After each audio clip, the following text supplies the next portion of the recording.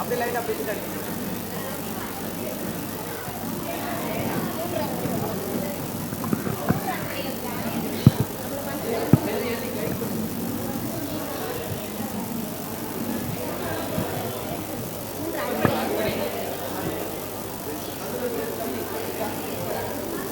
தானியல்ல இருக்கு, லூக்கால இருக்கு. கிறிஸ்மஸ் தான். நான் வேர்ஸ் சொல்லணுமா?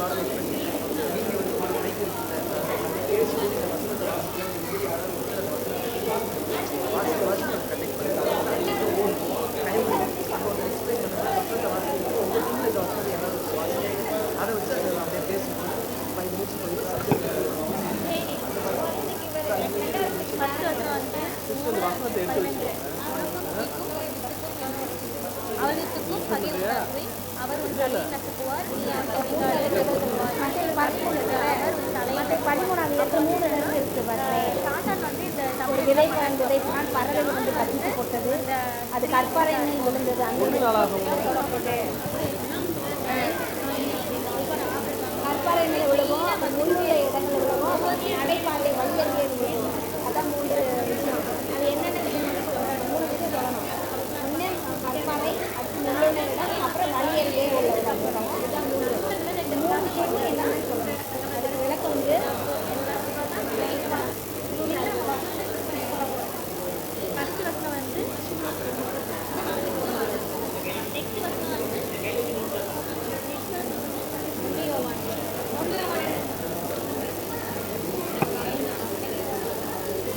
கடைசியா லூக்கா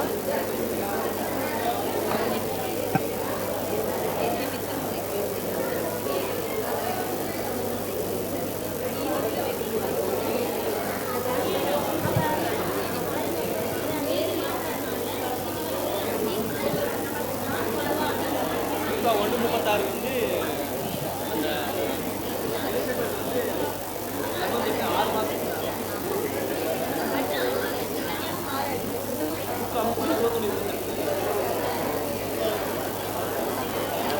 தானியல் 70 வாரம்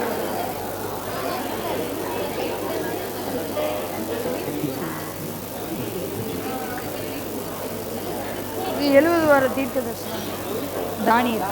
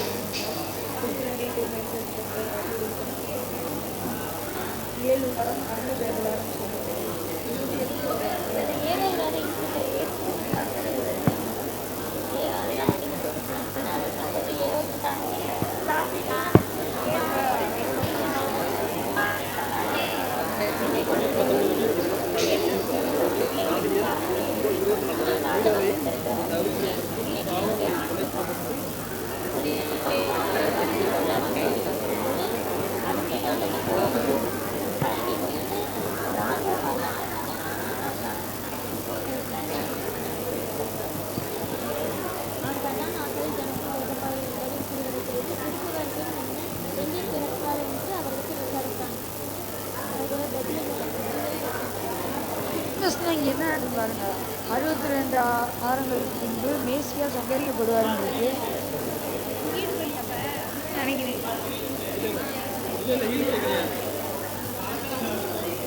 25 70 வாரம் ஆலயத்தை எடுத்து கட்டுறது வந்து யாரு?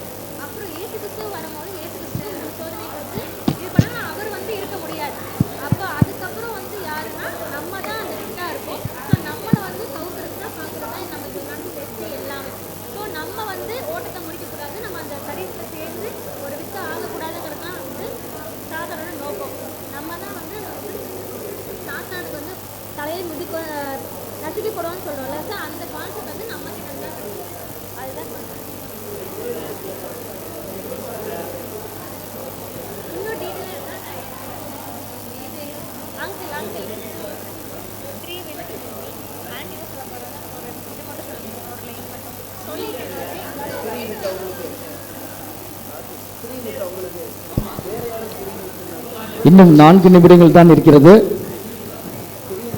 இன்னும் 4 நிமிடங்கள் தான் இருக்கிறது.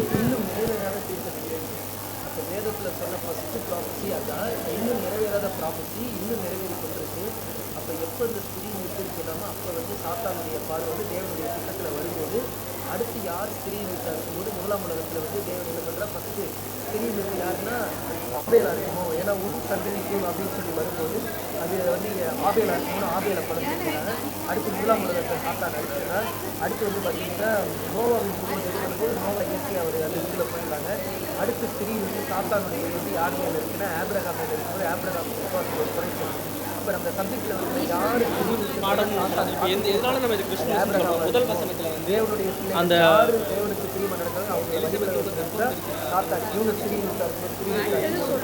அடுத்து மோசையை காணானுக்குள்ள பிரதிஷ்டிக்கிறாங்க. அடுத்து ராஜாக்களை விடப்படுற நியாயங்கள் யாருமே ஸ்ரீனிட்டு ஆகக்கூடாதுன்னு சொல்லுவோம்னா கடைசியாக யார் வர்றாங்கன்னா ஏசுவே வர்றாரு. வரும்போது ஏசு கிறிஸ்துதான் ஸ்ரீனிட்டு அப்படின்றத சாத்தா நினைச்சதுனால சாத்திகளுக்கு ஏரோட இது ஏரோட சொல்லி ஸ்ரீனிட்ட கொண்டுடலாம் அப்படின்னு சொல்லி குழந்தைகளை சொல்றாங்க. ஆனால் அப்படி இருக்கும்போது அந்த சீட்டு என்ன பண்ணுறேன்னா பழைய அந்த வசனங்கள்லாம் எடுத்து பார்க்கும்போது சாத்தா இவர் மறிச்சாதான் உலக ஜனங்களுக்கு மீட்புன்னா இவர் மறிக்கக்கூடாது. முதல் ஸ்ரீனிட்டு யாருன்னு பார்த்து கொல்லணும்னு நினைச்சது. இப்போ இவர் மரணம் மூலியமாக தான் எல்லாருக்கும் மீட்புனா இவர் சாகக்கூடாதுன்னு பேதுரு மூலமா நீங்க அபியாவின் பேர் வழி அபியாவின் பேர் யாரு ஸ்ரீனிட்டு முன்னாடி அவன் கன்ஃபியூஸ் ஆகிட்டே இருக்கிறான். ஒரு குழப்பத்தில் இருக்கிறான். ஏன்னா எத்தனை வருஷம் சாத்தான் அவர் மறிக்க அப்புறம் குறைஞ்சி போய் என்ன பண்றான், அவர் சிலுவையை நினைச்சு அவரை கொலை செய்து போட்டு இன்னமும் இன்னைக்கு வரைக்கும் தெரிவிக்க முடியல. தெரிவிக்கிறது வெறும் ஆண்டவராக இயேசு மட்டும்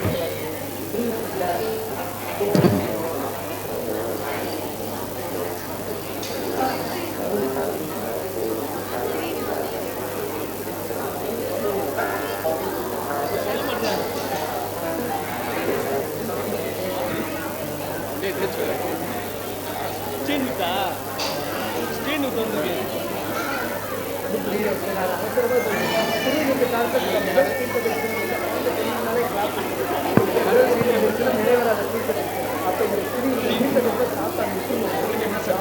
தெரியுமா ஸ்ரீநித் சொல்றியா?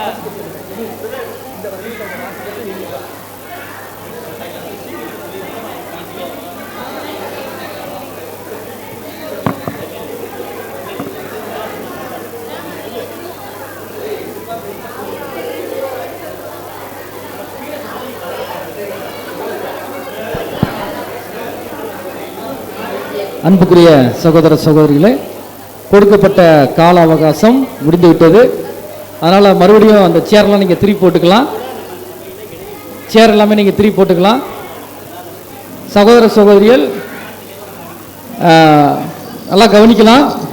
சேர் நீங்கள் திருப்பி போடுங்க. இப்போ நம்ம என்ன செய்ய போகிறோம் அப்படின்னா, நீங்கள் இவ்வளவு நேரம் கலந்து ஆலோசித்த அந்த வேத பாடம் என்ன பேசிக் சப்ஜெக்ட் அப்படிங்கிறத நீங்கள் பேச போகிறீங்க.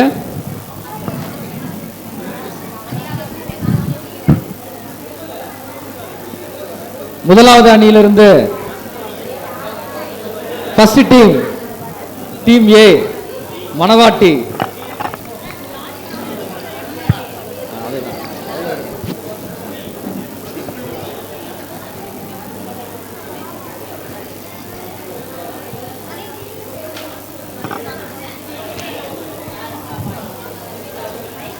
இல்லை அண்ணா நான் உட்காருங்க, நான் சொல்கிறேன். ஸோ சகோதர சகோதரிகள் சேர்லாம் திருப்பி போட்டுக்கோங்க. நேரம் அமரும்படியாக அன்புடன் கேட்டுக்கொள்கிறோம். முதலாவது ரெண்டாவது நம்பர் யார்கிட்ட இருக்கு? ரெண்டாவது நம்பர் சிறுமந்தை அமைதி இல்லை உங்களுக்கு ப்ளீஸ். 4 உங்களுக்கு கொடுக்கப்பட்ட அந்த சீட்டில் பின்னாடி திருப்பி பார்த்தீங்க அப்படின்னா நம்பர் போட்டிருக்கோம். அது நான் சொல்றேன் நான் எப்படின்றத. சரி, 2ஆம் நம்பர் யார்கிட்ட இருக்குது? பிள்ளைகள் பின்னாடி. சரி, அப்போ நீங்கள் தான் ஃபஸ்ட்டு. அடுத்து யார் பேச போகிறாங்க அப்படிங்கிறத நம்ம அப்புறம் முடிவு பண்ணிக்கலாம். ஃபஸ்ட்டு வந்து 2ஆம் நம்பரில் இருக்கக்கூடிய, அதாவது இந்த டீமுடைய பேர் என்ன, தலைப்பு வந்து இருக்குது பேசிக் சப்ஜெக்ட்டு அப்படிங்கிறத சொல்லிவிட்டு நீங்கள் என்ன பண்ணலான்னா இந்த பாடத்தை வந்து நீங்கள் ப்ரெசென்ட் பண்ணலாம். ப்ரோக்ராம் ஆரம்பிச்சிருச்சு. சகோதர சகோதரிகள் பேச வேண்டாம்.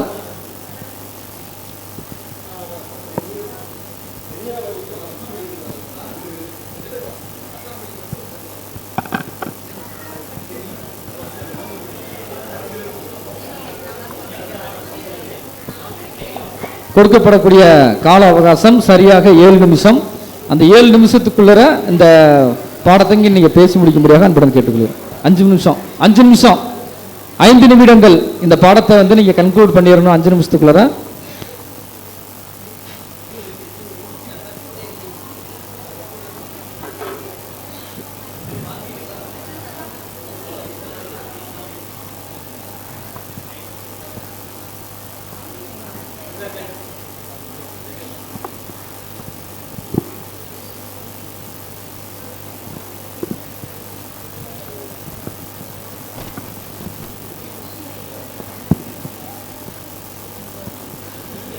மணவாட்டி டீமுக்கு ஒரு பலத்த கரகோஷம். முதலாவதாக இந்த ஒரு நிகழ்ச்சிக்குள்ளாக வர்றாங்க.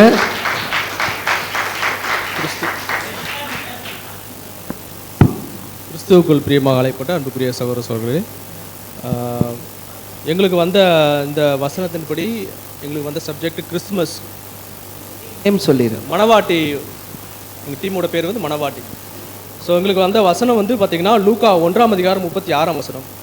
இதோ உனக்கு இனத்தாளாய் இருக்கிற எலிசபெத்தும் தன் முதிர் வயதிலே ஒரு புத்திரனை கற்பந்தரித்திருக்கிறாள். மலடி எண்ணப்பட்ட அவளுக்கு இது 6ஆம் மாதம். இந்த ஒரு வசனம் பார்த்திங்கன்னா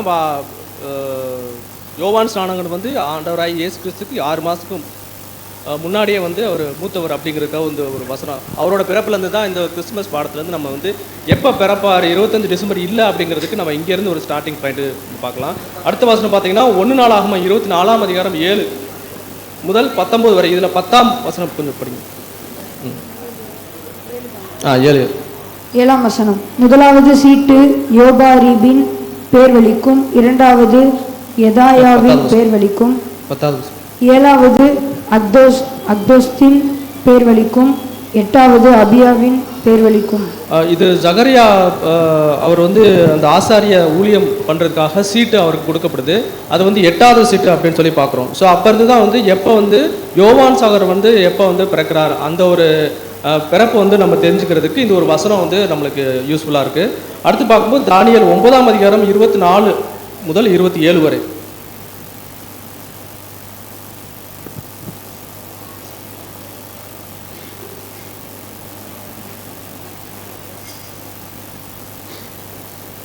மீறுதலை தவிர்க்கிறதற்கும் பாவங்களை தொலைக்கிறதற்கும் அக்கிரமத்தை நிவர்த்தி பண்ணுகிறதற்கும் நித்திய நீதியை வருவிக்கிறதற்கும்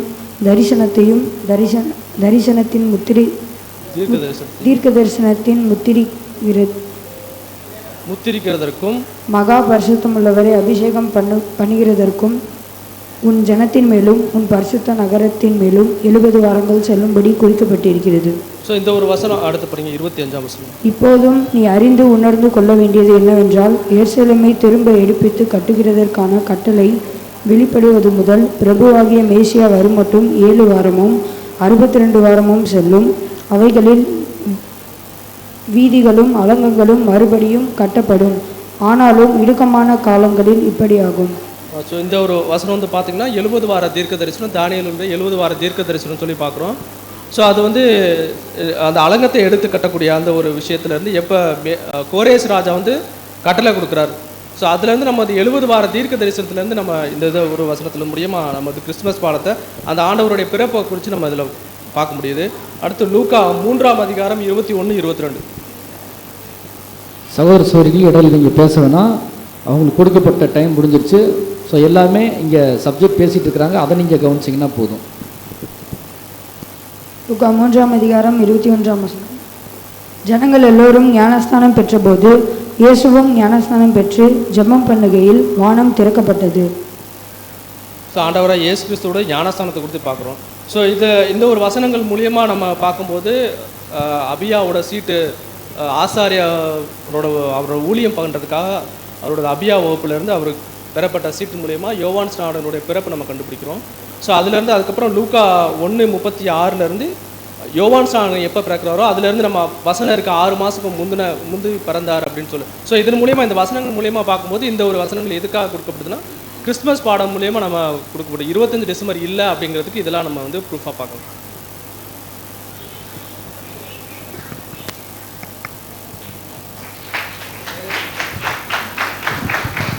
கையெழுத்துவர்கள் அனைவரும் கைதட்டும்படியாக அன்புடன் கேட்டுக்கொள்கிறோம். சரி, அருமையான விஷயம் கொடுக்கப்பட்ட நேரத்துக்குள்ளார சகோதரர்கள் வந்து கரெக்டாக ப்ரிப்பேர் பண்ணியிருக்கிறாங்க. ஸோ கிறிஸ்துமஸ் அப்படிங்கிறது அது இல்லை அப்படிங்கிறதுக்கு என்ன ஒரு ஆதாரம் பார்த்தீங்கன்னா வேதத்தில் அந்த வார்த்தை கூட இல்லை. அப்போ எப்போ தான் இயேசு கிறிஸ்து பிறந்தார் அப்படிங்கிறதுக்கு பைபிளில் ரெக்கார்டு இல்லை, ஆனால் எப்போ பிறப்பாருங்கிறதுக்கு ரெக்கார்டு இருக்குது. அதுதான் யாருன்னு பார்த்தீங்கன்னா யோவான் ஸ்நானகன். அவருடைய பிறப்பை வச்சு இயேசு கிறிஸ்துடைய பிறப்பை நம்ம என்ன பண்ணியிருக்கிறோம் அப்படின்னா கண்டுபிடிச்சிருக்கிறோம்.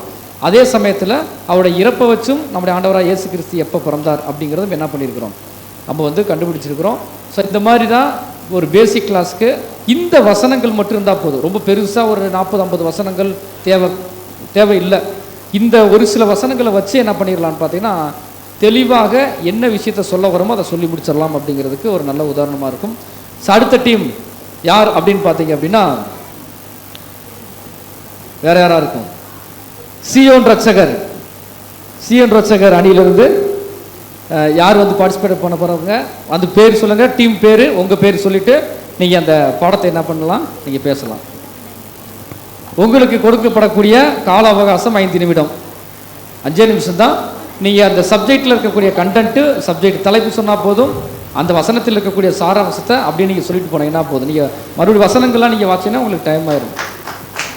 இல்லை வாசிக்கலாம், முக்கியமானது வாசிக்கலாம், 1-2 வாசிக்கலாம்.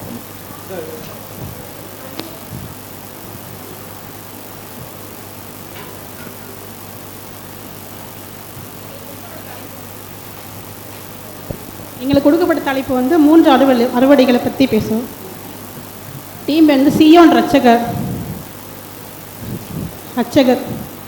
எங்களுக்கு கொடுக்கப்பட்ட தலைப்பு வந்து 3 அறுவடைகளை பற்றி நாங்கள் பேச வந்திருக்கோம். அதாவது 3 விதமான நிலங்களை குறித்து இங்கே சொல்லப்பட்டிருக்குது. ஃபஸ்ட்டு வந்து வழியருகே விதைக்கப்பட்ட விதை, அது என்ன செய்யுதுன்னா பறவைகள் வந்து பட்சித்து போடுது. அடுத்து கற்பாறையின் மேலே விழுக்கப்பட்ட விதை, அடுத்து முள்ளுக்குள்ளே விதைக்கப்பட்ட விதையாக இருக்குது. ஃபஸ்ட்டு வழியருகே விதைக்கப்பட்ட விதை வந்து பறவைகள் வந்து பட்சித்து போடுது. அதுக்கு என்ன ஆவிக்குரிய அர்த்தம்னு சொன்னால், அதாவது இது சப்ஜெக்ட் கேட்டுகிட்டே இருக்கிறாங்க. இப்போ கேட்கும் போது அவங்களுக்குள்ளே வந்து ஒரு விசுவாசம் இல்லாமல் இடையிலேயே எந்திரிச்சு போயிடுறாங்க. அந்த மாதிரி ஒரு தன்மை அவங்களுக்கு. ரெண்டாவது வந்து கற்பாறையில் விதைக்கப்பட்ட விதை குறிக்குது. அந்த கற்பாறையில் வந்து மண் அதிகமாக இல்லை, அது வந்து வளருது.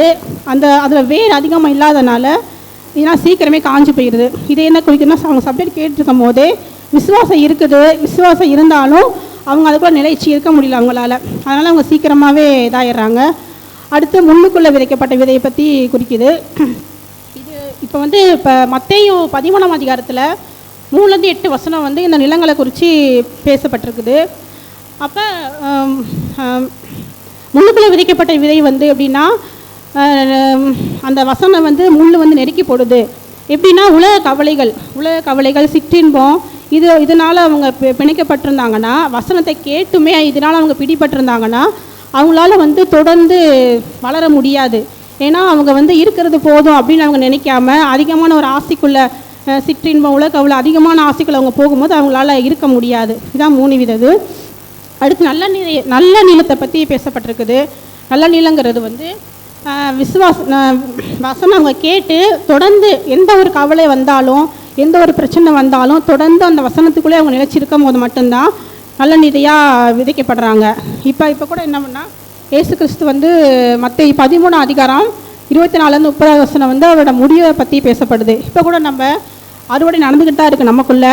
இயேசு கிறிஸ்து வந்து 2ஆம் வருகை 1874 வந்துட்டு அறுவடை வந்து நடந்துக்கிட்டு இருக்குது. இப்போ நம்மளுக்கு அறுவடையில் வந்து நடந்துட்டு யாருன்னு சொல்லிட்டு நல்ல விதைகளை தனியாக இலைகளை தனியாக பிரிச்சுட்டு இருக்காரு. அதோட காரியம் வந்து இப்போ நடந்துட்டு இருக்கு நம்மளுக்கு.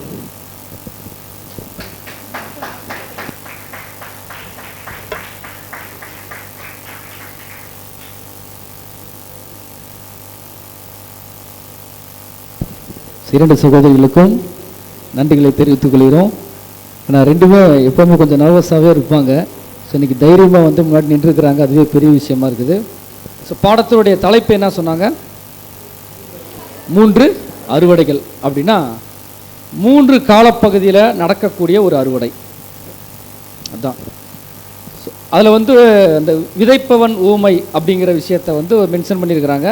ஸோ அந்த டீம்லேருந்து வேறு யாராச்சும் இன்னும் கொஞ்சம் தெளிவாக பேசுகிறதுக்கு விருப்பம் உள்ளவங்க ஒருத்தவங்க யாராச்சும் வந்தீங்க அப்படின்னா நம்ம அதை கொஞ்சம் ஆலோசிக்கலாம், வரலாம். பேசுகிறதுக்கு யாராச்சும் ஒருத்தவங்க வரீங்களா? இன்னும் கொஞ்சம் தெளிவாக சொல்லிட்டீங்கன்னா கரெக்டாக இருக்கும். யார் வேணாலும் வரலாம். பிரதர் மணிகண்டன் பிரதர், சரி ஓகே. சகோதரி வராங்க.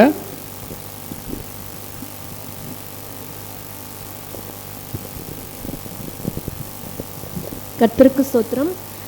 மதுரை சபையார் அனைவருக்கும் கிறிஸ்துவுக்குள்ளான அன்பின் வாழ்த்துக்களை தெரிவித்துக் கொள்கிறேன். இன்றைக்கி வந்து தேவன் உங்களை எல்லாம் பார்க்குறக்கு எங்களுக்கு ஒரு வாய்ப்பு கொடுத்துருக்காங்க. அவருக்கு நான் நன்றிகளை ஏறெடுத்துக்கொண்டு இன்றைக்கி நாங்கள் வந்து இந்த சியோன் ரட்சகர் டீம்லேருந்து நாங்கள் வந்திருக்கோம். என்ன எங்களுக்கு தலைப்பு அப்படின்னா 3 விதமான அறுவடைகள் பற்றி எங்களுக்கு தலைப்பு கொடுத்துருக்காங்க. இந்த பேசிக் சப்ஜெக்டில் என்ன சொல்லப்பட்டிருக்கு அப்படின்னா, எங்களுக்கு கொடுக்கப்பட்டிருக்கக்கூடிய வசனங்களை வச்சு நாங்கள் சுருக்கமாக ஒரு சின்ன ஸ்டோரி மாதிரி சொல்லிடுறேங்க. என்ன அப்படின்னா, 4 விதமான ஜனங்கள் வந்து இந்த சத்தியத்தை கேட்பாங்க. இந்த காலத்தில் சுவிசேஷ யுகத்தில் அந்த 4 விதமான ஜனங்கள் யார் அப்படிங்கிற ஊமை ஆதார வசனங்கள் மத்தேயு 13ஆம் அதிகாரத்தில் சொல்லப்பட்டிருக்குது. அந்த என்ன ஊமை இங்கே சொல்லப்பட்டிருக்குன்னா, 4 விதமான ஜனங்கள் 4 விதமான அங்கே இஸ்ரேல் ஜனங்களை மத்தியில் நடக்கக்கூடிய அவங்க வாழ்க்கை முறைகளை வச்சு தான் இயேசு கிறிஸ்து வந்து நிறைய ஊமைகளை பேசியிருக்கிறாங்க. அதில் இந்த மாதிரி 4 விதமான ஜனங்கள் சத்தியத்தை கேட்பாங்க. அவங்க எப்படிப்பட்டவங்களாக இருப்பாங்க, அவங்களுக்கு ஒரு அறுவடை காலத்தில் அவங்க எந்த மாதிரி ஒரு நியாய தீர்ப்புக்குள்ளே போக போகிறாங்க அப்படிங்கிறதான் இந்த 3 அறுவடைகளில் சொல்லப்பட்டிருக்குங்க. அதில் வந்து முதல் நிலம் எப்படி இருக்குது அப்படின்னு பார்த்தீங்கன்னா, அவங்க ஃபஸ்ட்டு வந்து வழி அருகே விதைக்கப்பட்ட நிலமாக இருப்பாங்கன்னு சொல்லி ஃபஸ்ட்டு வகுப்பாரை குறித்து சொல்லப்பட்டிருக்கு.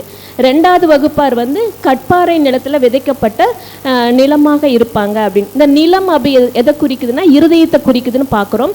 இந்த 3வது என்ன இருக்குது அப்படின்னு பார்த்தோம்னா முள்ளுள்ள இடங்களில் விதைக்கப்பட்ட விதையை போல இருப்பாங்க அப்படின்னு. 4வது வந்து பார்த்திங்கன்னா நல்ல நிலத்தில் விதைக்கப்பட்டவங்க.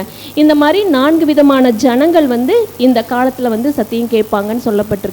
அதில் வந்து ஃபஸ்ட்டு டைப் ஜனங்க வந்து பார்த்திங்கன்னா அவங்க வழி அருகே விதைக்கப்பட்டவங்க. சத்தியத்தை இந்த நம்ம கேட்டுட்டு இருக்கக்கூடிய இந்த அறுவடை காலம் சத்தியம் இருக்கீங்களா, பேசிக் சப்ஜெக்ட், அதை வந்து கேட்கக்கூடிய ஜனங்கள் எப்படி இருப்பாங்கன்னா, ஃபஸ்ட்டு டைப் ஜனங்கள் வந்து முதல்ல வழி அருகே விதைக்கப்படுவாங்க. அதாவது சத்தியத்தை வந்து கேட்பாங்க.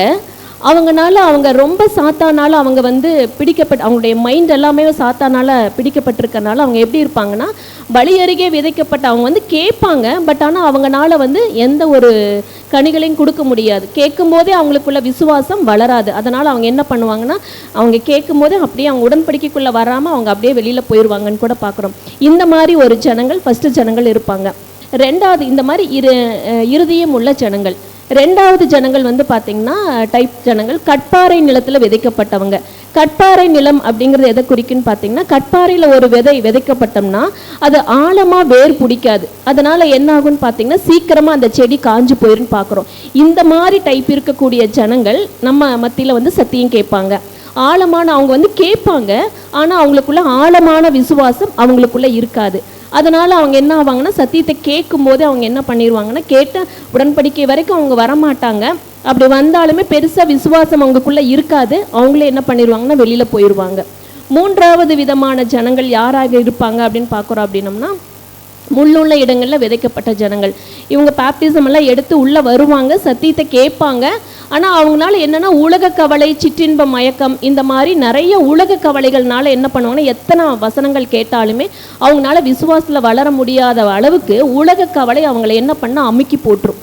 அதனால் அவங்களால அந்த ஒரு கனி கொடுக்கக்கூடியவங்களா அறுவடைக்கு ஏற்ற ஜனங்களாக அவங்க இருதயம் இருக்காதுன்னு பார்க்குறோம். அதனால் இந்த மாதிரி ஜனங்களாலையும் இந்த உடன்படிக்கை நிறைவேற்ற முடியாது. அப்போ யார் அப்போது அறுவடை காலம் வந்துருச்சு. இயேசு கிறிஸ்து 1874 வந்துட்டார். அறுவடையின் தூதனாக அவர் வந்திருக்கிறாரு. வந்து இந்த அறுவடையை அவர் ஸ்டார்ட் பண்ணிட்டாரு. அப்படி ஸ்டார்ட் பண்ணும்போது இந்த சத்தியம் கிடச்சி இந்த மாதிரி டைப் ஆஃப் ஜனங்கள் நம்ம மத்தியில் வந்து சத்தியம் கேட்பாங்க. அதில் நல்ல நிலத்தில் விதைக்கப்பட்டவங்க மட்டும்தான் 100, 60, 100, 30 கனி கொடுக்கக்கூடிய ஜனங்களாக இருப்பாங்க அப்படிங்கிறதா இந்த பாடத்தில் சுருக்கமாக சொல்லப்பட்டிருக்குது. ஏதாவது சொல்லாமல் விட்டுருந்தா தயவாய் மன்னிங்க. Thank you brother.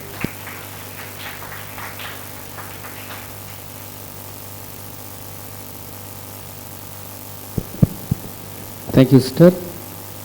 அந்த அணியிலிருந்து வந்த 3 சகோதரிக்கும் மீண்டும் ஒரு பலத்த கைதட்டல் நம்ம என்ன செஞ்சாலும் நம்ம கொடுத்துடலாம். ஏன்னா 3 அறுவடைகள் அப்படிங்கிறது யூத ஜனங்கள் மத்தியில் நடந்த ஒரு அறுவடை. சீசர்கள் மத்தியில் இன்றைக்கி கூட நம்மளும் சீசர்களாக, நம்மளோட அப்போஸ்தலர்களாக சீசர்களாக நம்ம அழைக்கப்பட்டிருக்கிறோம். நம்ம மத்தியிலையும் ஒரு அறுவடை நடக்க போகுது. கடைசியாக உலக ஜனங்கள் மத்தியிலும் கூட என்ன செய்ய போகுதுன்னு பார்த்தீங்கன்னா ஒரு அறுவடை நடக்கத்தான் போகுது அப்படிங்கிறத பார்த்துக்கோம். அந்த ஒவ்வொரு அறுவடைக்கும் ஒவ்வொரு பேர் நம்ம என்ன பண்ணியிருக்கோன்னு வச்சுருக்கிறோம். கோதுமை மணி, அதுக்கப்புறம் பார்த்தீங்க அப்படின்னா அந்த பதரும்ப சொல்லுவோம். அதுக்கப்புறம் பார்த்தீங்க அப்படின்னா வெள்ளாடு, செம்மறி ஆடு, இந்த மாதிரி வந்து பார்க்கும்போது நிறைய ஊமைகளை ஒப்பிட்டு இந்த 3 அறுவடைகளும் கூட என்ன பண்ணலாம்னா அதையும் சேர்த்து கூட என்ன செய்யலாம் நம்ம பார்க்கலாம். ஒரு அருமையான விளக்கங்கள் 3 சகோதரி கொடுத்துருக்குறாங்க.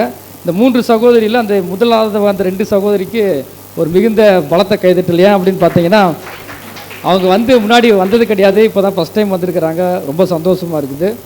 ஸோ அடுத்த டீம் என்ன அப்படின்னு பார்க்கும்போது என்னது சிறுமந்தையிலிருந்து சகோதரிகள் அல்லது சகோதரர் யாராக வரப்போகிறாங்கன்னு நினைக்கிறோம். அவங்களையும் கூட ஒரு கைதட்டலோடு நம்ம என்ன பண்ணலாம், நம்ம வரவேற்கலாம்.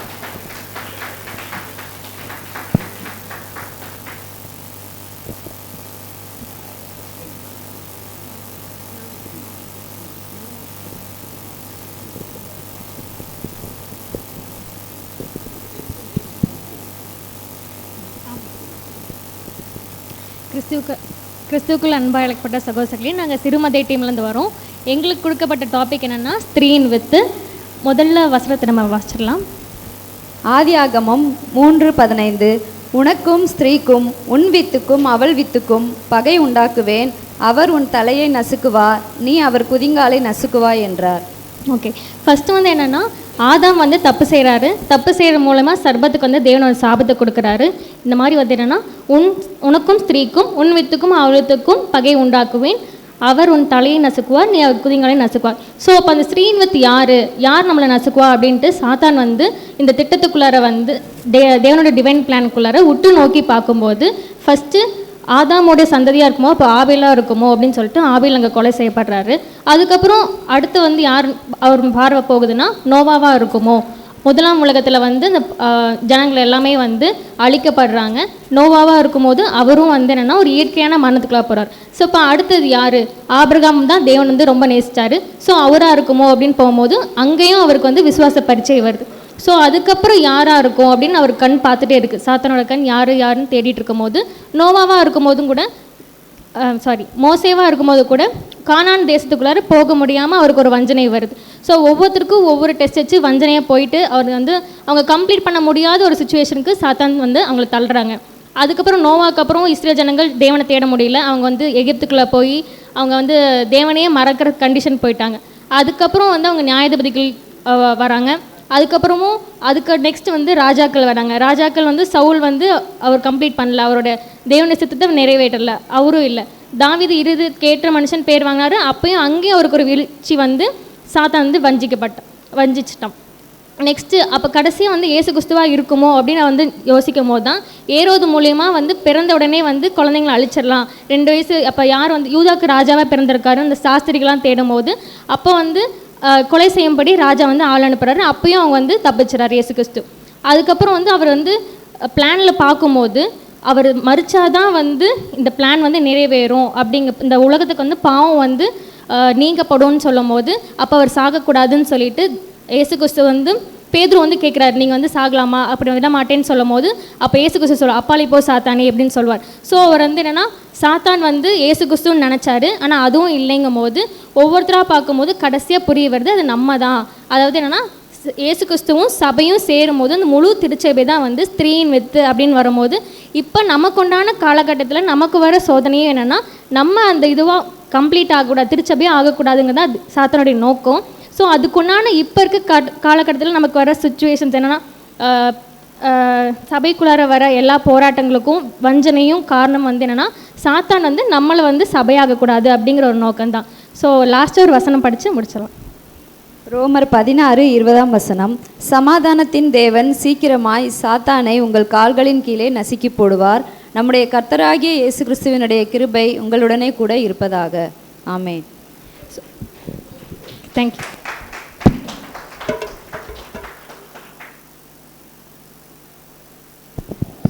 Thank you sisters. வேதாகமத்தில் சொல்லப்பட்ட முதல் தீர்க்க தரிசனம், இன்னும் குறிப்பாக சொல்லப்போனால் நிறைவேறாத தீர்க்க தரிசனம். அந்த தீர்க்க தரிசனம் நம் மூலமாகத்தான் நிறைவேறப் போகுது அப்படிங்கிறதையும் ஒரு தெளிவாக கொடுக்கப்பட்ட நேரத்துக்குள்ளே அழகாக ப்ரெசென்ட் பண்ணியிருக்கிறாங்க. மீண்டுமாக அந்த சகோதரிகளுக்கு நம்ம பலத்தை கைதட்டல் நம்ம கொடுத்துடலாம். ஸோ கடைசியாக இருக்கக்கூடிய டீம், இந்த டீம் இருக்குது முதற் பலன்கள். ஸோ அந்த டீம்லேருந்து கூட சகோதரிகளா எல்லா டீம்லேருந்தும் வந்து சகோதரிகள் தான் வராங்க. ஸோ ஒரு பலத்தை கைதட்டல் கொடுத்துடலாம்.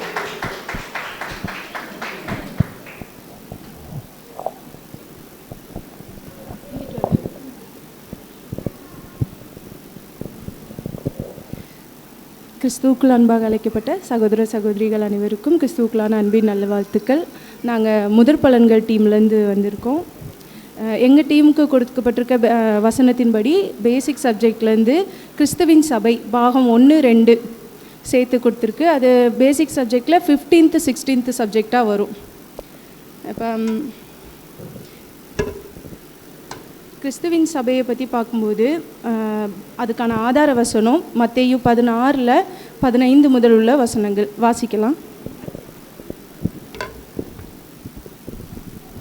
மத்தேயு 16ஆம் அதிகாரம் 15ஆம் வசனம் முதல் 16ஆம் வசனம் வரை. அப்பொழுது அவர், நீங்கள் என்னை யார் என்று சொல்லுகிறீர்கள் என்று கேட்டார். 16ஆம் வசனம். சீமோன் பேது பிரதியுத்தரமாக, நீர் ஜீவனுள்ள தேவனுடைய குமாரனாய் கிறிஸ்து என்றான். இப்போ நம்ம பார்க்குறோம், இதுக்கு முன்னாடி 16வது 15வது வசனத்தில் நீங்கள் என்ன சொல்கிறீங்க அப்படின்னு சொல்லி கிறிஸ்து வந்து ஆண்டவர் வந்து சீசர்கள்ட்ட கேட்குறாரு. ஆனால் அதுக்கு முன்னாடி வசனத்தை பார்த்தோன்னா, இங்கே இருக்க ஜனங்க என்னன்னு சொல்கிறாங்க அப்படின்னு சொல்லி கேட்டிருப்பார். ஜனங்க உங்களை வந்து தீர்க்கதரிசின்னு சொல்கிறாங்க, உங்களை எலியா அப்படின்னு சொல்கிறாங்க அப்படின்னு சொல்லி, நீங்கள் அப்போ என்ன சொல்கிறீங்க அப்படின்னு கேட்கும்போது பேதுரு பரிசுத்த ஆவியினால் நிரப்பப்பட்டு அப்போ அவர் என்ன சொல்கிறாரு அப்படின்னா, நீங்கள் வந்து தேவனுடைய குமாரன், பிதாவாகிய தேவனுடைய குமாரன் அப்படின்னு சொல்லி சொல்கிறாரு. இதில் நமக்கு என்னன்னா, நம்ம கிறிஸ்துவோட சபையாக போகணும் அப்படின்னா நமக்கு ஒரு பேசிக் குவாலிட்டி இருக்கணும். நம்ம வந்து பேசிக் சப்ஜெக்ட் கேட்க வரும்போது ரொம்ப பிளாங்காக பேர் சபையில் இருக்க மாதிரி 3 பேரும் ஒன்று தான் அப்படின்ற ஒரு பேசிக் ஒரு நாலேஜில் தான் வந்திருப்போம். ஆனால் இங்கே நம்ம வந்து சப்ஜெக்டை கேட்டதுக்கப்புறம் தான் தெரியும், ஆண்டவர் பிதான்னு ஒருத்தர் இருக்கார், அவருக்கு குமாரர் தான் ஆண்டவர் அப்படின்னு சொல்லி நமக்கு தெரிய வந்தது. அது முன்னாடி வரைக்கும் என்ன சொல்லிகிட்டு இருந்தோம் அப்படின்னா, ஏசப்பா ஏசப்பா இப்படி தான் சொல்லுவாங்க. இப்போயும் போய் பேர் சபையில் கேட்டோம்னா ஏசப்பா அப்படின்னு தான் சொல்லுவாங்க. ஆனால் என்ன அப்படின்ற உண்மை நமக்கு இப்போ தான் வந்து தெரிய வந்தது. ஸோ இந்த விசுவாசம்தான் நமக்கான பேசிக் ஆதாரம். என்னென்னா, ஆண்டவர் நம்மளுடைய பிதாவினுடைய குமாரர், நமக்கு சகோதரர் அப்படின்றது, மூத்த சகோதரர் அப்படின்றது தான் அந்த பேசிக் விசுவாசம். இதை விசுவாசித்து நம்ம வந்து ஒரு உடன்படிக்கை பண்ண வருவோம். மத்தேயு 16:18 வாசிடா. மத்தேயு 16ஆம் அதிகாரம் 18ஆம் வசனம். மேலும் நான் உனக்கு சொல்லுகிறேன், நீ பேதுருவாய் இருக்கிறாய், இந்த கல்லின் மேல் என் சபையை கட்டுவேன், பாதாளத்தின் வாசல்கள் அதை மேற்கொள்வதில்லை. இப்போ இந்த கல்லின் மேல் என் சபையை கட்டுவேன் அப்படின்னு சொல்லும்போது, அவர் இங்கே கல் அப்படின்னு சொல்லும்போது சத்தியத்தை குறிக்குது. அந்த கல் பேதுரு என்ன ஒரு சத்தியத்தை வெளிப்படுத்திட்டாரு அப்படின்னா, அவர் வந்து பிதாவுடைய குமாரன் அப்படின்ற ஒரு தேவகுமாரன் அப்படின்ற ஒரு சத்தியத்தை வெளிப்படுத்திட்டாரு. இந்த கல்லுக்கு மேலே என் சபையை கட்டுவேன் அப்படின்னு சொல்கிறாரு. அப்போ சபையை கட்டுவேன்னா ஒரே கல்லால் கட்ட முடியாது. ஸோ நிறைய கற்களால் தான் அந்த சபையை வந்து கட்ட முடியும். அப்போ தேவனுடைய ஆலயம் அப்படின்றது அவர் ஒருத்தர் கிறிஸ்து மட்டும் கிடையாது. அந்த கல்லின் மேலே, அந்த சத்தியத்தின் மேலே விசுவாசம் வைக்கிற கிறிஸ்துவின் சபையின் மூலமாக தான் தேவனுடைய ஆலயம் வந்து கட்டப்படுது அப்படின்றது நமக்கு ஒரு சத்தியம் வெளிப்படுது.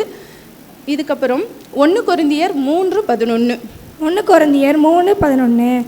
போடப்பட்டு இருக்கிற அஸ்திபாரமாகிய இயேசு கிறிஸ்துவை அல்லாமல் வெவ்வேறு அஸ்திபாரமாய் போட ஒருவனாலும் கூடாது. வேறே அஸ்திபாரத்தை போட ஒருவராலும் கூடாது. அப்போ இங்கே வேறே அஸ்திபாரம் என்பது என்னதுன்னா, அந்த நிசையா மாநாட்டில் வந்த 3 பேரும் ஒன்று அப்படின்ற அந்த ஒரு வேறு அஸ்திபாரம். அந்த வேறு அஸ்திபாரத்தில் நம்ம வந்து கட்டப்படலை. நம்ம ஆண்டவர் தேவனுடைய குமாரன்ற அந்த அஸ்திபாரத்தில் தான் நம்ம கட்டப்படுறோம். நமக்கு போடப்பட்டிருக்க அஸ்திபாரம் அவர் தான். அவருக்கு மேலே ஆவிக்குரிய மாளிகையாக நம்ம வந்து கட்டப்பட்டு வர்றோம். அது சங்கீதம் 5ஆம் அதிகாரம் 5ஆம் வசனம். சங்கீதம் 5ஆம் அதிகாரம் 5ஆம் வசனம். பலியினாலே என்னோட உடன்படிக்கை பண்ணின என்னுடைய பரிசுத்தவான்களை என்னிடத்தில் கூட்டுங்கள் என்பார். அப்போ என்ன அப்படின்னா, இந்த விசுவாசத்துக்குள்ளே வந்த நம்ம அவரோட பலியினால் ஒரு உடன்படிக்கை பண்ணுறோம். அதான் ஞானஸ்தானம். இப்படி பண்ணி நம்ம உள்ளே வந்தால் தான் நம்மளோட அந்த பலியின் ஜீவியம் வந்து தேவனால் அங்கீகரிக்கப்படும். இல்லை நான் ஞானஸ்தானம் எடுக்காமல் நான் வந்து சத்தியத்தை நான் பிலீவ் பண்ணுறேன், ஆனால் நான் பேர் சபையிலே இருந்துக்கிறேன்னு சொல்லி சிலர் போவாங்க. அவங்களோட அந்த பலியின் ஜீவியம் வந்து அங்கீகரிக்கப்படுறது கிடையாது. நம்மளோட பலியின் ஜீவியம் தான் இப்போ இந்த காலத்தில், இந்த லாஸ்ட் டேஸில் வந்து அங்கீகரிக்கப்படுது அப்படின்னு சொல்லி பார்க்குறோம். 2 கொரிந்தியர் 5ஆம் அதிகாரம் 17ஆம் வசனம். 2 கொரிந்தியர் 5ஆம் அதிகாரம் 17ஆம் வசனம். இப்படி இருக்க ஒருவன் கிறிஸ்துவுக்குள் இருந்தால் புதுசிராய் இருக்கிறான், பழையவைகள் ஒளிந்து போயின, எல்லாம் புதிதாயின. அப்போ நம்ம பார்க்குறோம், பழையவைகள் ஒளிந்து போயின அப்படின்னா இதுக்கு முன்னாடி இருந்த அந்த பிலீவ், இதுக்கு முன்னாடி நம்ம ஒரு லைஃப் ஸ்டைல் வாழ்ந்திருப்போம், அது எல்லாமே ஒளிந்து போச்சு. கோவப்பட்டால் கோவப்படுவோம், தீமைக்கு தீமை செய்வோம். இந்த மாதிரி இருக்கக்கூடிய இந்த குணங்கள்லாம் என்ன ஆயிடணும்னா மாறிடணும். இது வந்து நமக்கு உலகத்தில் இருக்கும்போது நம்ம இப்படி தான் வாழ்ந்திருப்போம். யாராவது நமக்கு கெடுதல் பண்ணாங்க அப்படின்னா நம்ம திருப்பி அவங்களுக்கு கெடுதல் பண்ணுவோம். ஒரு சின்ன இன்சிடெண்ட், வீட்டுக்கு யாராவது வந்துட்டு அது எப்படி சொல்கிறதுனா, இப்போ உலகத்தில் எப்படி இருப்பாங்க அப்படின்னா, பத்திரிக்கையை வச்சு வீட்டுக்கு யாராவது கூப்பிட்டா தான் போவாங்க. அப்போ நமக்கு வந்து அப்படி கிடையாது. ஒரு விசேஷம்னு எடுத்துக்கிட்டா, ஆனால் நமக்கு இங்கே வந்து ஒரு கூடுகை அப்படின்னு வந்து அதுதான் நமக்கு வந்து விசேஷம். இங்கே யாருமே இன்வைட் பண்ணணும்னு அவசியமே இல்லை. ஒரு வீட்டு கூடுகை வச்சாலோ வேறு எந்த கூடுகைக்கும் தனிப்பட்ட முறையில் நமக்கு இன்விடேஷன் வரணுன்றது அவசியம் இல்லை. நம்ம போய் ஜாயின் பண்ணிக்கலாம்.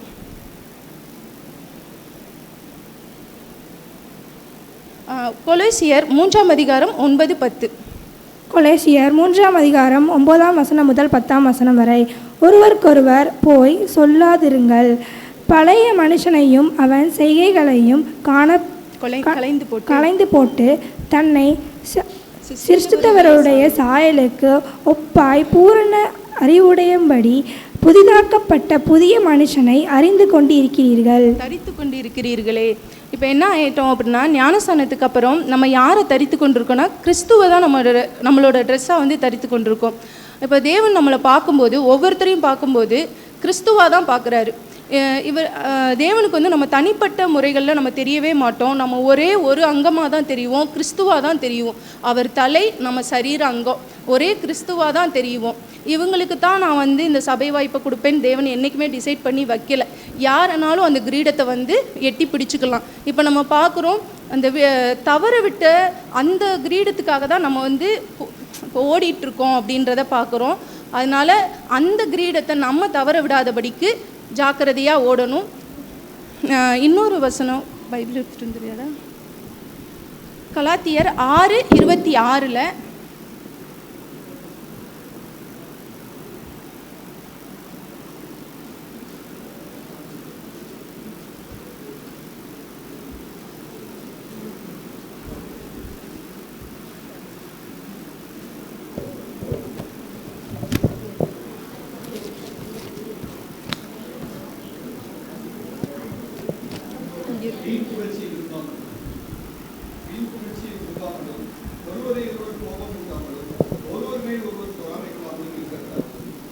ஸோ எல்லாமே பழையவைகள் எல்லாத்தையும் ஒழித்து போட்டுட்டோம்.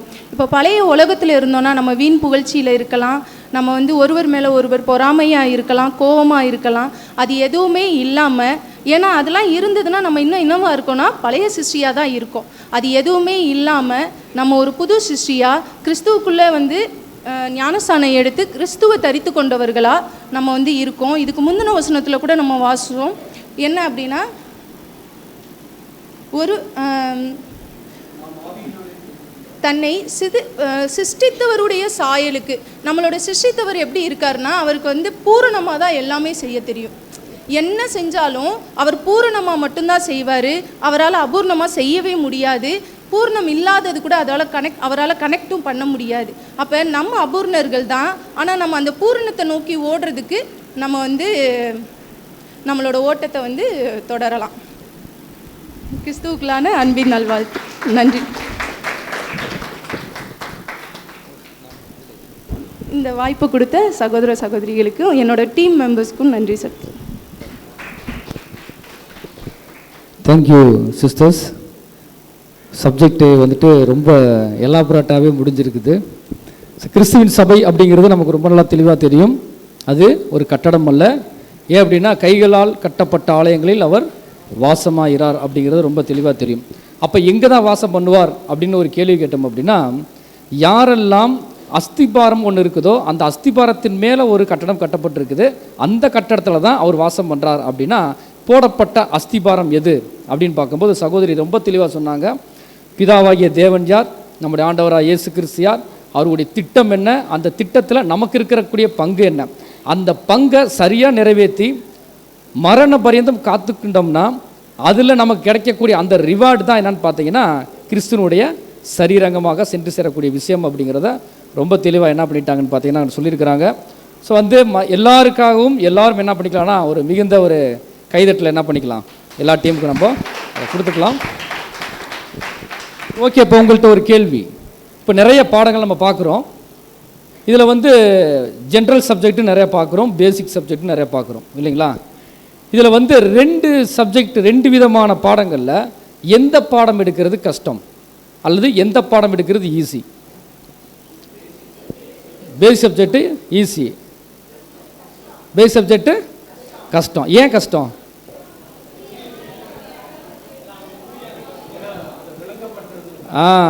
அதாவது ஜென்ரல் சப்ஜெக்ட் யார் கேட்பாங்கன்னு பார்த்தீங்கன்னா, ஏற்கனவே பேசிக் சப்ஜெக்ட் கேட்டு வந்தவங்க தான் ஜென்ரல் சப்ஜெக்ட் கேட்பாங்க.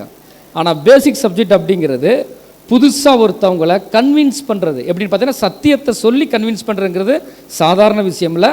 அது பண்ணுறது ரொம்ப ரொம்ப கஷ்டம் அவங்கள. சரிங்களா? நம்மளெல்லாம் எடுத்தோடனே நம்ம கன்வின்ஸ் ஆகி வந்திருக்கிறோம். கன்வின்ஸ் ஆகி வந்தாலும் கூட பல சந்தேகங்கள் நமக்கு வந்திருக்கும். அதெல்லாம் சந்தேகமாக்கிறதுக்கு எனக்கெல்லாம் 3 வருஷம் ஆச்சு. ஒவ்வொருத்தவங்களுக்கு ஒரு மனநிலைமை. சில பேர் அக்செப்ட் பண்ணிக்கிடுவாங்க உடனே. ஒவ்வொருத்தவங்களுக்கும் அந்த கெப்பாசிட்டிங்கிறது கொஞ்சம் கூடும் குறையும். அதன் அடிப்படையில் தான் என்ன பண்ணியிருப்போன்னு பார்த்தீங்கன்னா, அந்த சப்ஜெக்டை நம்ம கிரியேட் வச்சுருக்கிறோம். அதனால் பேசிக் சப்ஜெக்ட்டுங்கிறது ரொம்ப டஃப்பு. அதை கொடுக்கப்பட்ட நேரத்துக்குள்ளார வெறும் 5 வசனங்களை வச்சு அந்த சப்ஜெக்டோடைய மொத்த விஷயங்களையும் நம்ம சொல்ல முடியுமா அப்படின்னு பார்த்தீங்கன்னா, நிச்சயமாக என்ன பண்ண முடியும்? சொல்ல முடியும். இது வரைக்கும் நம்ம பேசிக் சப்ஜெக்ட் எப்படி கேட்டுப்போம்னு பார்த்தீங்கன்னா, ஒரு வசனம் இருக்கும், அந்த வசனத்தினுடைய ஒரு கண்டினியூஷன் இருக்கும், அந்த கண்டினியூஸில் நிறைய விஷயங்கள் இன்ஃபர்மேஷன் வரும். இதையெல்லாம் சேர்த்து கடைசியாக கன்க்ளூட் பண்ணும்போது கிட்டத்தட்ட ஒரு மணி நேரம் 1.5 மணி நேரம் ஆயிரும். அந்த விஷயத்தை 10 நிமிஷத்தில் கூட என்ன பண்ணிடலாம் ஒருத்தவங்களுக்கு. இந்த 5 வசனங்களை வச்சு சப்ஜெக்ட்டு சொல்லி முடிச்சிடலாம். இந்த 5 வசனமே போதும். ஏன்னா இந்த 5 வசனமும் ஒவ்வொரு பாடங்களுக்கும் ஒரு கோர் பாயிண்ட் மாதிரி. இதுதான் பேஸ், இதுதான் ரொம்ப முக்கியம். இதை வச்சு நான் என்ன பண்ணிக்கலான்னு பார்த்தீங்கன்னா, எப்படி வேணாலும் அவங்களை கன்வின்ஸ் பண்ணிடலாம் இந்த 5 வசனங்களை வச்சு. அதனால தான் இந்த பர்டிகுலராக நீங்கள் பார்த்தீங்கன்னா, இதே மாதிரி இருக்கக்கூடிய 52 பாடங்களுக்கும் இந்த 4 வசனம் 5 வசனங்கள் மட்டுமே இருக்கிறது. அதையும் கூட என்ன பண்ணுறோன்னா, நம்ம கடைசியாக நம்ம குரூப்பில் அதை நம்ம ஷேர் பண்ணுறோம். அதை நீங்கள் எப்போவுமே உங்களோட பிடிஎஃபாக நீங்கள் முன்பகுதியில் வச்சுக்கிட்டீங்க அப்படின்னா, வேறு எங்கேயாச்சும் போகும்போது அதை வச்சு நீங்கள் என்ன பண்ணிக்கலாம். ஒருத்தங்க திடீர்னு கிறிஸ்மஸை பற்றி கேட்குறாங்க, ஏன் நீங்கள் கிறிஸ்மஸ் கொண்டாடலை அப்படின்னா, அந்த 5 வசனம் போதும். அதை வச்சு கிறிஸ்மஸுக்கு அப்படிங்கிறது ஒரு விஷயம் இல்லை கிறிஸ்மஸ்க்கு இப்போ இயேசு கிறிஸ்து இந்த டைமில் பிறக்கலைங்கிறத என்ன பண்ணிடலாம், நம்ம விளக்கங்களை கொடுத்துடலாம். சரி, நிறைய பாடங்கள் எடுத்திருந்தோம். அதில் ரொம்ப காம்ப்ளிகேட்டடாக இருக்கும். சில நேரத்தில் ஒரு வசனம் 2-3 பாடங்களுக்கும் வர்றதுக்கான வசனங்கள்லாம் இருந்துச்சு. அதெல்லாம் ஸ்கிப் பண்ணிட்டு ரொம்ப ஈஸியாக தான் கொடுத்துருக்குறோம். அதை ரொம்ப சரியாக கொடுக்கப்பட்ட நேரத்தில் நீங்கள் ரொம்ப தெளிவாக அந்த பாடங்களை ப்ரெசென்ட் பண்ணியிருக்கிறீங்க. ஸோ மீண்டுமாக உங்கள் அனைவருக்கும் ஒரு கைதட்டல் கொடுத்துட்றோம். ஸோ இந்த ஒரு செஷன் கூட நம்ம என்ன செய்யணும்னு பார்த்தீங்கன்னா நிறைவு பண்ணுறோம். அடுத்தபடியாக சகோதரர் ராஜ்குமார் அவர்கள் அடுத்த செஷனுக்குள்ளாக என்ன செய்வாங்கன்னா நம்மளை வழிநடத்துவார்.